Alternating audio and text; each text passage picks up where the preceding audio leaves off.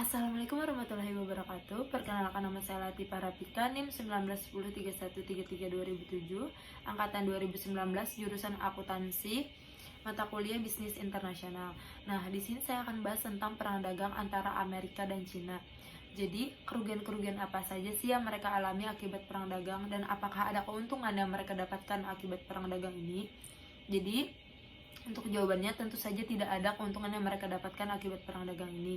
Karena sebenarnya kedua negara tersebut saling membutuhkan di sektor perdagangan, sehingga dengan adanya perang dagang ini tentu saja tidak ada keuntungan yang mereka dapatkan.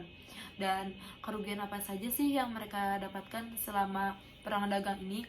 Yang pertama, Huawei. Jadi, karena Amerika Serikat melarang Huawei untuk menggunakan aplikasi bawaan Google dan juga perangkat Android, tentu saja itu merugikan Cina. Dan juga untuk Amerikanya sendiri, Google akan mengalami kerugian karena akan kehilangan 800 juta pengguna Android untuk Huawei. Kemudian yang kedua ada biaya impor. Nah, karena Amerika Serikat ini menaikkan biaya impor untuk Cina sebesar 25%, tentu saja itu akan mengganggu ekspor dan impor kedua negara.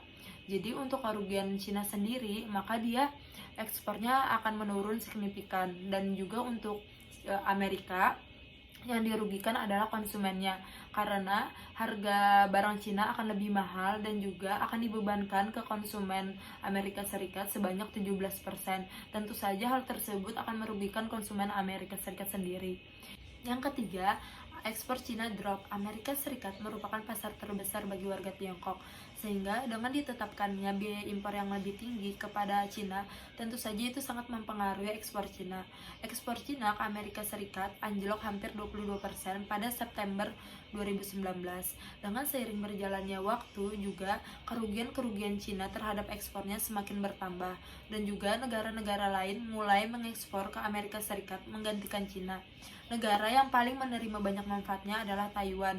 Dia mencapai hampir 4,2 miliar US dollar untuk mengekspor ke Amerika Serikat untuk menggantikan Cina.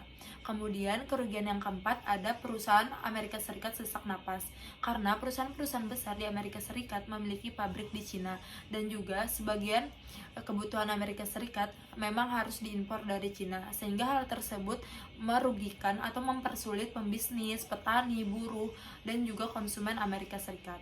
Kemudian yang kelima, ada pengangguran Amerika Serikat dan Cina semakin meningkat karena para pembisnis ragu akibat perang dagang ini, maka dia akan mengurangi karyawannya dan juga ragu untuk menerima karyawan-karyawan lagi, sehingga dengan itu banyak pengangguran yang ada di Cina dan Amerika dan semakin meningkat.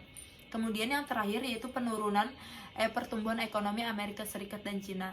Nah, untuk Cina sendiri pertumbuhannya melambat sebesar 0,5% sampai 0,6%. Sedangkan untuk Amerika dia menurun sehingga pertumbuhannya melambat sekitar 0,1% sampai 0,2%. Sekian pemaparan dari saya.